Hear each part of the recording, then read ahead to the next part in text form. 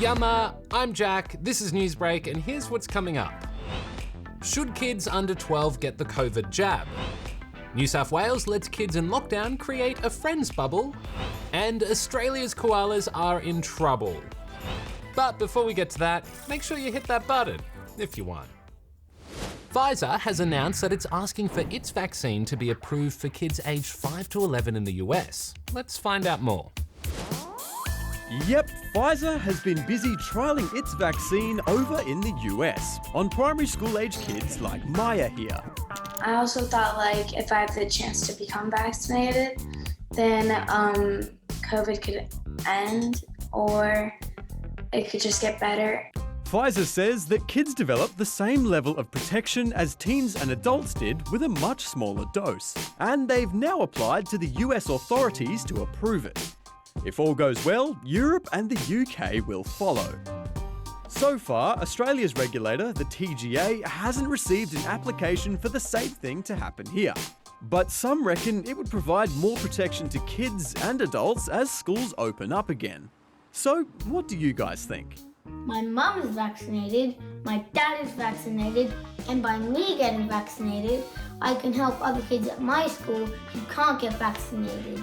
I don't think the vaccination is a good idea for children aged 12 and under. I hate needles, but I think it would be safer if everyone was vaccinated before going back to school. If you're in New South Wales and in lockdown, you can now have 2 friends over to visit.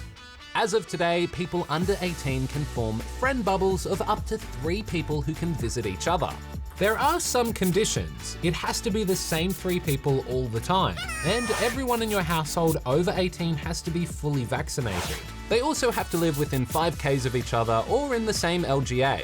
This is definitely going to improve the holidays for a lot of kids in New South Wales. It's the first time since June we've been able to have friends come over or visit them at their house. Can you imagine Australia without koalas? That's not something any of us want, but the Australian Koala Foundation says our furry little mascots are in a lot of trouble. Here's Kale. They're about as Australian as Chris Hemsworth eating Vegemite-flavoured fairy bread. There's a koala. But our marsupial mates might be in trouble. A new study has shown that since 2018, koala numbers have dropped by about 30% Australia-wide. And according to conservationists like Deborah Tabbott from the Australian Koala Foundation, there's a few reasons why. I think it's because of the bushfires, but I think we also have to say that there's been drought.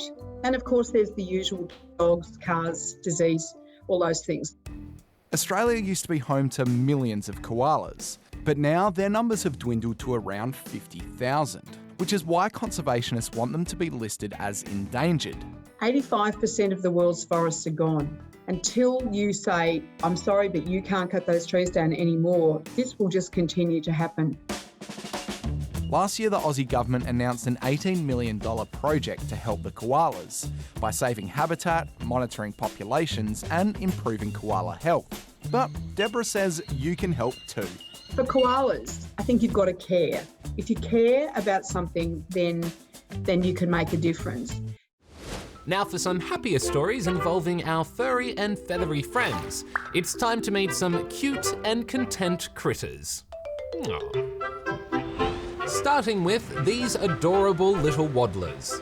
They're Magellanic penguins, which were rescued by a conservation group in Argentina. When they were found, they were suffering from malnutrition, dehydration, and hypothermia. But after a few months in rehab, they're happy, healthy, and ready to hit the surf. I bet you can't guess the name of this marsupial that is now doing a lot better. It's the brush-tailed bettong.